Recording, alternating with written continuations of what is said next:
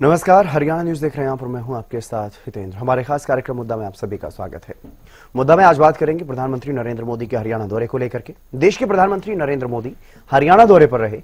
PM Modi ने सांस्कृतिक और धार्मिक कार्यक्रमों में शिरकत की। धर्मनगरी कुरुक्षेत्र में पीएम मोदी ने जहां भगवान श्री कृष्ण को नमन किया तो वहीं गुरु तेग बहादुर जी की शहादत को भी सलाम किया और यहां से न सिर्फ देश के दुश्मनों को ललकारा और एक संदेश पूरी दुनिया को देने का काम किया कि अब नया भारत है, ना किसी से डरता है, ना किसी को डराता है, ना ही रुकता है। ऑपरेशन सिंदूर इसका एक बड़ा उदाहरण है। ये बात कहते हुए नजर आए प्रधानमंत्री नरेंद्र मोदी और बल्कि अपनी गति से देश जो है वो आगे बढ़ रहा है, ये बात भी यहाँ पर कही और अपनी सांस्कृतिक विरासत को आगे बढ़ाने का संदेश यहाँ से पीएम मोदी ने दिया। साथ ही समाज में बढ़ रही नशे रूपी बुराई को लेकर के भी युवाओं से खास आह्वान उन्होंने किया है और तमाम पहलुओं को लेकर के चर्चा करेंगे और साथ ही इस बात पर भी चर्चा की जाएगी कि पीएम मोदी के इस दौरे का क्या कुछ राजनीतिक महत्व रहा है। उससे पहले आपको ये तस्वीरें दिखा रहे हैं।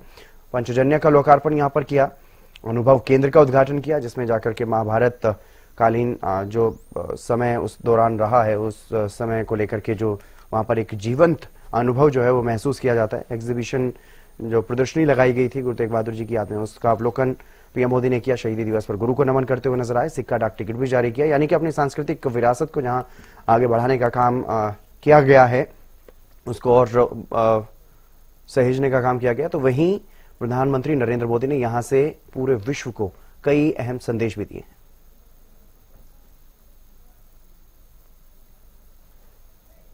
होकर भगवान श्री कृष्ण ने सत्य और न्याय की रक्षा के उसे सबसे बड़ा धर्म बताया था। उन्होंने कहा था स्वधर्मे निधनम श्रेय, अर्थात सत्य के मार्ग पर अपने धर्म के लिए प्राण देना भी श्रेष्ठ है। श्री गुरु तेग बहादुर जी ने भी सत्य, न्याय और आस्था की रक्षा को अपना धर्म माना और इस धर्म की रक्षा उन्होंने अपने प्राण देकर की। हम विश्व को बंधुत्व की बात भी बताते हैं और अपनी सीमाओं की रक्षा भी करते हैं। हम शांति चाहते हैं लेकिन अपनी सुरक्षा से कोई समझौता नहीं करते। ऑपरेशन सिंदूर इसका सबसे बड़ा उदाहरण है। पूरे विश्व ने देखा है, नया भारत न डरता है, न रुकता है और न आतंकवाद के खिलाफ झुकता है। आज का भारत साहस और स्पष्टता के साथ पूरी शक्ति से आगे बढ़ रहा है। गुरु महाराज के दिखाए इसी मार्ग पर चलते हुए यदि समाज, परिवार और युवा मिलकर नशे के खिलाफ निर्णायक लड़ाई लड़ने का काम करें तो ये समस्या जड़ से समाप्त हो सकती है। साथियों, श्री गुरु तेग बहादुर साहब की शिक्षाएं हमारे आचरण में शांति, हमारी नीतियों में संतुलन और हमारे समाज में विश्वास का आधार बने, यही इस अवसर का सार है।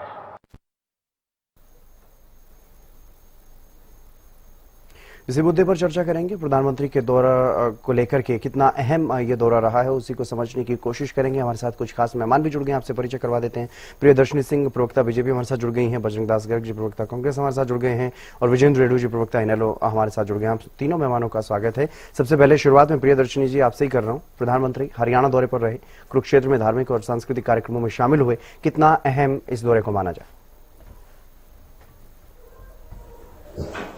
देखिए, प्रधानमंत्री पहली बात तो जब कुरुक्षेत्र में आए हैं तो प्रधानमंत्री हमारे नहीं है, भारतीय जनता पार्टी के मतलब मेरा तात्पर्य है, वो पूरे देश के प्रधानमंत्री हैं।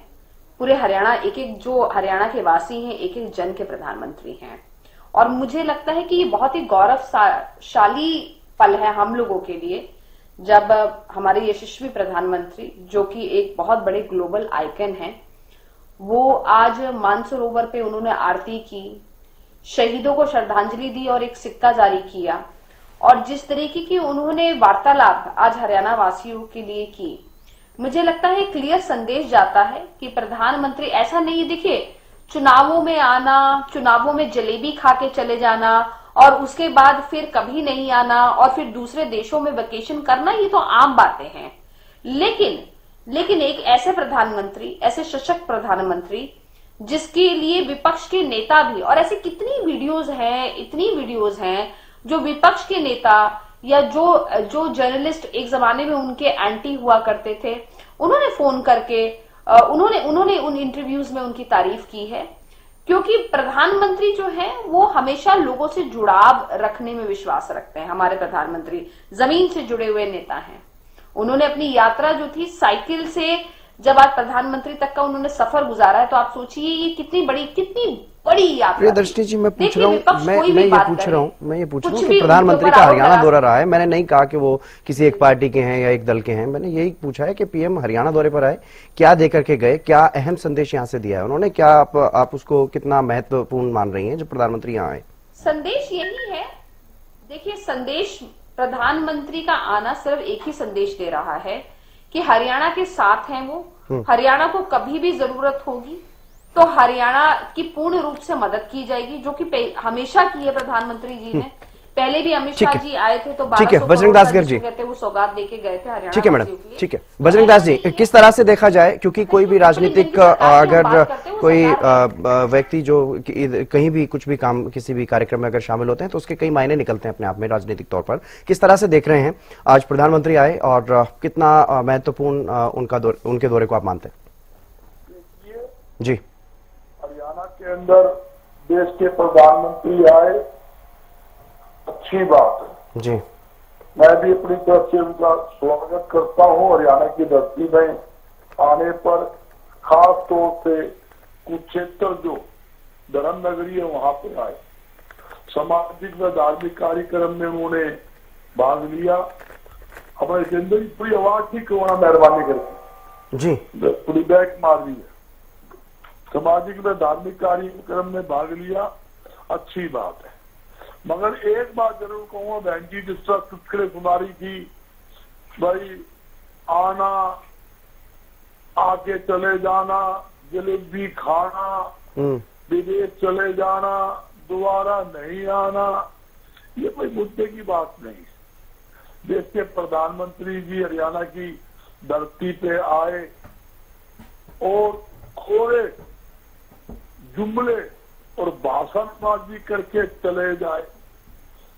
कई दिनों से दौरे की बड़ी उम्मीद थी, बड़ा प्रचार था, प्रधानमंत्री जी आएंगे, हरियाणा में आएंगे, पहले भी 2 बार घोषणा हुई, खड़े टाइम प्रोग्राम रद्द भी हुआ, 1 साल पूरा हुआ, बड़ी घोषणा करेंगे, बड़ी हरियाणा को पैकेज देंगे, ये करेंगे, वो करेंगे। इन्होंने 1 महीना तक हमारे कान फोड़ दिए प्रचार कर करके, और 2 दिन पहले समाचार आया प्रधानमंत्री जी का दौरा रद्द हो गया। इस कई दिन से प्रधानमंत्री जी दौरे की हलचल चल रही थी, प्रचार चल रहा था, पूरी हरियाणा की फोर्स, जहां तक की केंद्र की फोर्स, कम से कम 5000 जवान, 14 IPS, कितने DSP, सारी फोर्स लगाई हुई थी। अच्छी बात है, सुरक्षा लग रही थी। मैं पूछता हूँ, हरियाणा की धरती के ऊपर देश के प्रधानमंत्री जी आए, कोई भी विशेष पैकेज, किसी प्रकार की घोषणा नहीं की, ना किसान के लिए कुछ कहा कि किसान को हम ये चीज देंगे या MSP पर हमने जो धान नहीं खरीदा, बाजरा नहीं खरीदा, आज जो कपास 8100 रुपए MSP जिसका है, 6000 रुपए में रुल रही है, उसको हम MSP पे खरीदे, कोई किसी प्रकार का जिक्र नहीं, सिर्फ अपने गुणगान करने के सिवाय, अपनी भाषा बोलने के सिवाय कुछ नहीं किया। मैं एक बात पूछना चाहता हूँ, प्रधानमंत्री वैसे तो सत्य के उत्ते में इस बात का मैं एग्री करता हूँ, बहन जी ने सही कहा, ये तो प्रधानमंत्री जो है जुमलेबाज प्रधानमंत्री है, जिसने कहा था 2014 में 2 करोड़ 22 साल युवाओं को नौकरी दूंगा। आज तक वो 2 करोड़ नौकरियां दे नहीं पाए। ये भी कहा था कि हम 33 रुपए पेट्रोल डीजल देंगे, नहीं दे पाए। ये भी कहा था 400 रुपए रसोई गैस सिलेंडर, बहुत महंगा है। ठीक है, तो यानी प्रधानमंत्री आए, हरियाणा में कुछ नहीं दे करके इसको लेकर के सवाल उठा रहे हैं कांग्रेस के प्रवक्ता। लेकिन विजेंद्र रेणु जी, आपको क्या लगता है, क्या राजनीतिक महत्व रहा पीएम के इस दौरे का? हितेंद्र जी, सर्वप्रथम आपके चैनल से जुड़े हुए हैं हिंदुस्तान के सभी गणमान्य व्यक्तियों को इंडियन नेशनल लोकदल पार्टी की तरफ से राम राम, नमस्ते और जय हिंद। दूसरा, मैं हिंदुस्तान के हर एक उस नागरिक को जो हिंदुस्तान में अपना निवास करता है, बहुत बहुत बधाई देना चाहूंगा 350वें शहीदी दिवस, गुरु तेग बहादुर जी के शहीदी दिवस की। गुरु तेग बहादुर जी कोई एक सामान्य गुरु नहीं थे। उन्होंने हिंद की चादर, जिनको एक दर्जा मिला है, और वो वैसे ही दर्जा नहीं मिला, उन्होंने हिंद के लिए, सनातन धर्म की रक्षा के लिए अपनी जान को कुर्बान करने का काम किया, और उसके लिए अपने अनुयायियों को भी कुर्बानी देने के लिए उन्होंने सहमति जताने का काम किया, और अपनी गर्दन कुर्बान करके हिंदू धर्म की रक्षा करने वाले गुरु तेग बहादुर को मैं सत सत प्रणाम करता हूं, नमन करता हूं। और अपनी इंडियन नेशनल लोकदल पार्टी की तरफ से भी मैं बहुत ही सच्चे श्रद्धा सुमन उनको अर्पित करता हूं। बात आती है कि प्रधानमंत्री जी का दौरा हुआ, मैंने सुना है प्रधानमंत्री जी को भी एक ऐसे धार्मिक कार्यक्रम में, गुरु तेग बहादुर जी किसी एक समुदाय के नहीं थे, वो सिखों के गुरु जरूर थे, लेकिन जब एक विशेष समुदाय ने जाकर के उनसे मदद मांगी और हिंदू रक्षा के लिए, हिंदू धर्म की रक्षा के लिए, सनातन धर्म की रक्षा के लिए, और तत्पर वो जो है ना तैयार होकर के उनकी मदद की। जहां उनकी मदद की, वहां एक क्रूर शासक औरंगजेब जैसे के सामने अकड़ करके खड़े हुए कि मैं अपना धर्म नहीं बदलूंगा। और जिस प्रकार से बड़े कॉन्फिडेंस के साथ और विश्वास के साथ और एक मैं कहूंगा त्याग की भावना के साथ उन्होंने कहा कि यदि मैं गुरु बनूंगा तभी दूसरे, मैं अगर औरंगजेब को जाकर के बोलना कि यदि हमारा गुरु धर्म परिवर्तन करेगा तो हम अपने आप ही करेंगे, और उसके एवज में उन्होंने त्याग करने का काम किया। ऐसे समारोह में, ऐसे सम्मेलन में, ऐसे व्यक्ति की यादगार में, ऐसे व्यक्ति के शहीदी दिवस पर यदि प्रधानमंत्री जी शामिल होते हैं तो मैं उनका स्वागत करता हूं, अभिनंदन करता हूं। और जहां तक मैंने प्रधानमंत्री जी के स्पीच को सुना है, वो कहीं मुझे ऐसा नहीं लगा कि उन्होंने कोई पॉलिटिकल उनको एक परसेप्शन देने का काम किया हो। उन्होंने केवल और केवल धार्मिक भावना से जुड़ी ही बातें की और धार्मिक भावनाओं के बारे में उन्होंने बातें करने का काम किया। मैं उनका हरियाणा की पावन धरा पर पहुंचने पर बहुत बहुत स्वागत करता हूं, अभिनंदन करता हूं। हाँ, इतना जरूर कहूंगा कि जो इस आयोजन के लिए व्यवस्थाएं की गई थी, हरियाणा प्रदेश की सारी बसों को केवल और केवल इस आयोजन के लिए लगाया गया, और इसके विपरीत जो यहाँ के व्यक्तियों को, नागरिकों को, यात्रियों को जो परेशानियां सहन करनी पड़ी, वो जरूर दुखदायी है। सरकार की व्यवस्थाएं जरूर नेगेटिव रही हैं। और इसके अलावा जो हमारे मुख्यमंत्री महोदय ने मोस्टली जो बातें की, उन्होंने जरूर राजनीतिक बातें करने का काम किया है, और उन्होंने जरूर इस समागम का राजनीतिक फायदा उठाने का प्रयास किया। मैं मानता हूं कि हमारे सिख भाई जरूर इस बात को भी महसूस कर रहे होंगे कि उन्होंने एक ये बात रखने का काम किया कि हमने सिख समुदाय के लिए हमने क्या क्या काम किए, कितने काम करने का काम किया। उनका स्पीच जरूर राजनीतिक स्पीच था, लेकिन ऐसे समारोह में, ऐसे समागम में जो भाषण होना चाहिए था, जो बातें होनी चाहिए थी, प्रधानमंत्री ने निश्चित तौर पर उन्हीं के ऊपर अपने आप को केंद्रित रखने का काम किया। और इसको पॉलिटिकल नफे नुकसान से जोड़ करके नहीं देखना चाहिए हमें। एक धार्मिक कार्यक्रम था। धार्मिक कार्यक्रम में एक हमारे सुप्रीम जो है इंडिया के प्रधानमंत्री शामिल हुए। ये जरूर सिखों के लिए गर्व की बात है, हरियाणा के लिए भी गर्व की बात है, हिंदुस्तान के लिए भी गर्व की बात है। मैं तो देखो इस पर निश्चित तौर पर बिल्कुल एक गर्व महसूस करता हूं कि उन्होंने अच्छा काम किया है, इसमें शामिल हुए हैं। लेकिन राजनीतिक एक अलग इशू है और ये एक धार्मिक समागम एक अलग चीज है। और एक ऐसे व्यक्ति के लिए जो सिख समुदाय का नहीं था, जो सरदारों का नहीं था, वो बेशक उनका था, लेकिन उन्होंने पूरे समुदाय के लिए, पूरे देश के लिए अपनी कुर्बानी देने का काम किया।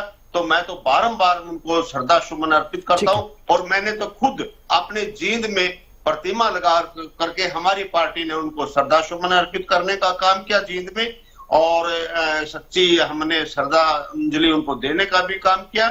लेकिन मैं आपके चैनल के माध्यम से सभी से निवेदन करना चाहता हूं, सभी राजनीतिक दलों से निवेदन करना चाहता हूं कि प्रधानमंत्री के इस दौरे को किसी भी एंगल से राजनीति से जोड़ करके ना देखा जाए, राजनीतिक नफा नुकसान निकालने ठीक है का विजेंद्र काम जी, ना आपकी किया जाए। आपकी अपनी विचारधारा हो सकती है, आप इस तरीके से देख रहे हैं क्योंकि गुरु तेग बहादुर जी की याद में कार्यक्रम था और अंतर्राष्ट्रीय गीता महोत्सव में भी वो शामिल हुए। लेकिन कोई भी राजनीतिक व्यक्ति अगर किसी भी कार्यक्रम में जाता है तो उसके राजनीतिक महत्व को भी टटोलने की कोशिश की जाती है। लेकिन प्रियदर्शनी जी, जब प्रधानमंत्री नरेंद्र मोदी हरियाणा की धरती पर आए तो उम्मीदें थी कई तरह की, कई ऐसी उम्मीदें, कई ऐसी बातें कही भी जा रही थी। मुख्यमंत्री भी बार बार कह रहे थे कि बड़ी सौगातें देकर के जाएंगे। लेकिन कांग्रेस की तरफ से अगर बात करें, क्योंकि इनेलो की तरफ से विजेंद्र रेड्डी जी तो साफ तौर पर इस पूरे मामले को लेकर के सिर्फ स्वागत कर रहे हैं, लेकिन कांग्रेस की तरफ से जरूर सवाल उठाए जा रहे हैं कि प्रधानमंत्री से उम्मीदें थी, प्रधानमंत्री आएंगे, स्वागत है उनका, लेकिन कुछ सौगातें भी देकर के जाएंगे प्रदेश को। ऐसी कौन सी सौगातें प्रधानमंत्री देकर के गए हैं जिसको आप मानते हैं कि हाँ वाकई कुछ हरियाणा का भला होने वाला है, कुरुक्षेत्र का कोई भला होने वाला है? देखिए, पहली बात तो मैं साधुवाद देना चाहती हूँ मेरे बड़े भाई रेणु जी को कि जिन्होंने इतनी मधुरता से और इतनी शालीनता से इस बात को रखा कि इसको राजनीति से ऊपर रखा है, जो बहुत अच्छी बात लगी मेरे को। मैं पहले तो भाई साहब आपको बहुत बहुत बहुत नमन मेरा, जो आपने इतनी मधुरता से अपनी बात रखी। दूसरी बात कि कांग्रेस से आप और क्या उम्मीद करेंगे? आप क्या उम्मीद कर रहे हैं कि कांग्रेसी जिनका मकसद सिर्फ लूटना, खसोटना, अराजकता फैलाना, आप क्या उम्मीद करेंगे कि कांग्रेसी समय हमेशा उनको धर्म से क्या मतलब है? उन्होंने तो धर्म को सिर्फ धर्म बांटो, कास्ट के नाम पे बांटो, बजरंग जी आ रहा हूं आपके पास, राजनीति की है जी। अगर 2014 के बाद जी धर्म से अगर किसी को वाकई जोड़ने का काम अगर किसी ने किया है तो 2014 के बाद अगर किसी ने किया है तो वो प्रधानमंत्री, हमारे यशस्वी प्रधानमंत्री नरेंद्र मोदी जी ने किया है। हमें ये भी नहीं भूल जाना चाहिए कि जब राम मंदिर में जब उन्होंने अभी कल ही कहते हैं ना ध्वज फहराया था, आज ही फहराया था, तो क्या किसी कार्यक्रम से गए थे यूपी में? कोई घोषणा करके आए थे? हाँ, आज ही फहराया। आप ये बताइए, कोई घोषणा की थी उन्होंने? कोई घोषणा तो नहीं की थी। हाँ, आज ही फहराया। आप बताइए, तो कोई किसी घोषणा की उन्होंने? कोई घोषणा नहीं की उन्होंने। तो अगर राम मंदिर की वो पूजा अर्चना के लिए गए थे तो कोई घोषणा कर रहे थे वहां पे? एक संदेश होता है। एक उम्मीद तो होती है ना, जब देश के प्रधानमंत्री आए हरियाणा में, गौरवशाली प्रियदर्शनी जी, नहीं एक उम्मीद तो होती है, और मुख्यमंत्री खुद कह रहे थे, क्या होती है, मुख्यमंत्री खुद कह रहे थे। नहीं, और मुख्यमंत्री, इससे बड़ा संदेश क्या होगा कि हरियाणा में आए, हरियाणा के मुख्यमंत्री बगल में बैठे थे, ट्रिपल इंजन की सरकार की जो हम बात कर रहे हैं वो सरकार है। इससे बड़ा संदेश क्या होगा? और जब धार्मिक हम लोग काम करते हैं तो जिसको कहते हैं उस उपलक्ष्य में, मुझे नहीं लगता कि उससे भी बड़ा, धर्म से बड़ा और हिंदुत्व से तो बड़ा मुझे नहीं लगता कि कोई भी और सरोकार और कोई भी काम हो सकता है, और उससे बड़ी सौगात हो सकती है। मुझे लगता है कुछ चीजों को कमर्शियलाइज नहीं करना चाहिए, कुछ लोगों को हमें अपने, लेकिन ये राहुल जी नहीं समझेंगे क्योंकि वो नकली जनेऊ पहन के घूमते हैं, लेकिन वो व्यक्ति जरूर समझेगा जिसको आस्था है श्री राम पे, उसको आस्था है जिसको कहते हैं जगन्नाथ पे, जिसको आस्था है गुरु तेज बहादुर पे। तो मुझे लगता है कि वो व्यक्ति नहीं, वो व्यक्ति जरूर समझेगा, लेकिन कांग्रेस ही नहीं समझ सकता। ठीक है बजरंग जी जी। जब अंगूर खाए, अंगूर में रस को नहीं निकला तो बोला अंगूर खट्टे है। मैं यही पूछना चाहता था, मेरी बहन जी के मुंह से निकल भी गई। मैं एक ही सवाल करना चाहता हूं, अगर प्रधानमंत्री ने कुछ देना ही नहीं था हरियाणा में तो पूरी सरकार क्यों गीत गाने के लिए लग रही थी? क्यों मुख्यमंत्री जी बार बार पीसी करके बोल रहे थे देश के प्रधानमंत्री जी आएंगे, कुरुक्षेत्र के अंदर विकास का पिटारा खोल लेंगे? पूरी भारतीय जनता पार्टी में लगी हुई थी। इनके प्रदेशाध्यक्ष का बयान देख लो, आज क्या बात होगी? ऐसा कौन सा धार्मिक सामाजिक कार्यक्रम है जो प्रधानमंत्री का हाथ रोक रहा है? कोई घोषणा नहीं करनी हरियाणा के लिए, कोई घोषणा नहीं करनी हरियाणा को विशेष पैकेज नहीं देना, हरियाणा के लिए विकास के लिए कोई कोई घोषणा नहीं करनी, ऐसा कोई बंदिश है क्या? मैं पूछना चाहता हूँ, खुद तो आप प्रचार करते हो, प्रधानमंत्री जी आएंगे, हरियाणा के लिए अनेकों घोषणा करेंगे, किसानों के लिए करेंगे, गरीबों के लिए करेंगे, दलितों के लिए करेंगे। ऐसा क्या हो गया भाई, कुछ भी नहीं किया। और दूसरी बात, बड़ी गौरव की बात है, प्रधानमंत्री जी आ गए और मुख्यमंत्री उनके साथ बैठे हैं, बड़ी गौरव की बात है। तो मुख्यमंत्री जी तो दिल्ली में जाके भी प्रधानमंत्री के साथ बैठते हैं, इसमें आज कौन सा स्पेशल गौरव आ गया? या जनता की, हरियाणा की जनता को इसका लाभ मिल गया? हरियाणा की धरती के ऊपर एक अवतार आया जिसका नाम नरेंद्र मोदी था, वो कुरुक्षेत्र की धरती पर अवतार बन के उतर गया और हरियाणा की जनता को बड़ी खुशहाली दे गया। अरे खुशहाली दे होती, जो हमारे सिख समाज के जो कार्यक्रम था वो सब किसान थे, उसके अंदर बोल था, हमारे मुख्यमंत्री ने धान की खरीद 31 रुपए की करने की घोषणा की थी। हम माफी मांगते हैं, हम एमएसपी को भी 2382 पे नहीं खरीद पाए, हमने किसानों को लूटने का काम किया, हमने वही धान 1500 में, 1600 में, 1700 में खरीदी। ठीक है रेडू साहब, क्योंकि उम्मीदें तो थी कि प्रधानमंत्री आएंगे और कुछ न कुछ सौगात जरूर देकर के जाएंगे। हालांकि कुरुक्षेत्र धर्मनगरी है और धर्मनगरी का जरूर अब जो एक तरह से कहेंगे कि महत्व बढ़ता हुआ नजर आएगा, क्योंकि वहां पर महाभारत की थीम पर जो एक अनुभव केंद्र बनाया गया है उसका वो उद्घाटन करके गए हैं, पंजन्या का लोकार्पण करके जरूर गए हैं, लेकिन इसके अलावा और कोई बड़ी सौगात देकर के नहीं गए हैं, जिसकी उम्मीदें भी की जा रही थी कि कुछ ना कुछ हरियाणा के लिए सौगात देकर के जाएंगे। नहीं हितेंद्र जी, मैं तो फिर दोबारा से अपनी बात के ऊपर अड़ी हूँ। ये एक धार्मिक आयोजन था, यदि कोई पॉलिटिकल रैली होती, पॉलिटिकल कोई प्रोग्राम होता तो मैं मानता कि उनको, वो हरियाणा प्रदेश में आए तो उनको जरूर कोई ना कोई घोषणा करनी चाहिए थी, अन्यथा बहुत खर्चे प्रधानमंत्री के आयोजन पर होते हैं, इस तरह के व्यर्थ खर्चे नहीं किए जाने चाहिए थे। लेकिन चूंकि अब वो धार्मिक आयोजन के लिए यहाँ पर आए हुए थे, वो कोई घोषणा करते नहीं करते वो उनके विवेक के ऊपर था, लेकिन धार्मिक आयोजन में, जिस व्यक्ति के धार्मिक आयोजन में आए वो पूरे विश्व का में उनका नाम है। और किस प्रकार से, जरा याद कीजिए हितेंद्र जी, आप भी जरा भी सोचेंगे किस प्रकार से, जब ये कृपाराम शायद वो थे जम्मू कश्मीर के हमारे संत थे, उनका एक दल जब उनसे मिलता है और वो अपने बच्चे से पूछते हैं, गुरु गोविंद सिंह जी जो 9 वर्ष के उस टाइम हुआ करते थे, कि बेटा मुझे वहां जाऊंगा तो मेरी मृत्यु भी हो सकती है, मैं इस संसार से विदा भी हो सकता हूं। तो गुरु गोविंद सिंह जी ने कहा था कि रब दी रजा जो होगी वो हो जाएगा, लेकिन ये हमें रक्षा करनी होगी। जो 9 साल के अपने बच्चे को उत्तरदायित्व देकर के हिंदू धर्म की रक्षा के लिए चले जाते हैं। ठीक है, जो भी बातें निकल करके सामने आ रही हैं, लेकिन एक आखिरी सवाल मेरा रहेगा, आप तीनों ही मेहमानों से मैं उस पर बारी बारी से प्रतिक्रिया लूंगा। एक नशे की जो बुराई प्रदेश में बढ़ रही है उसको लेकर के एक विशेष रूप से आह्वान करते हुए नजर आए प्रधानमंत्री, उसका क्या आपको लग रहा है, कितना असर युवा पीढ़ी पर जाएगा, कितना ये नशा रूपी जो बुराई बढ़ रही है प्रदेश में उस पर लगाम लग पाएगी? रेडू साहब, आप ही से शुरुआत करते हैं जी। हाँ, मेरे से सवाल है नशा। जी मैडम, आऊंगा नशे को लेके अभी मैडम प्रियदर्शनी जी, मैं आऊंगा आपके पास। विजेंद्र जी जी। और हरियाणा प्रदेश में जो नशे का सत्र आज बढ़ा हुआ है, सरकार पूर्ण रूप से उसको रोकने में असफल है। आज हरियाणा प्रदेश के लगभग आधे से ज्यादा डिस्ट्रिक्ट नशे के ग्रसित हो चुके हैं। युवा पीढ़ी हमारी बर्बाद होती जा रही है। डेली कहीं ना कहीं खेप पकड़ी जाती है। आज मेवात में पकड़ी गई, आज सिरसा में पकड़ी गई, आज फतेहाबाद में पकड़ी गई। सरकार नशे को रोकने में पूर्ण रूप से असफल है, वो नहीं रोक पा रही है। इसी तरह से क्राइम में भी हरियाणा प्रदेश नंबर 1 पर बना हुआ है। सरकार को जो कार्य करने चाहिए उन कार्यों में हरियाणा सरकार पूर्ण रूप से ठीक है।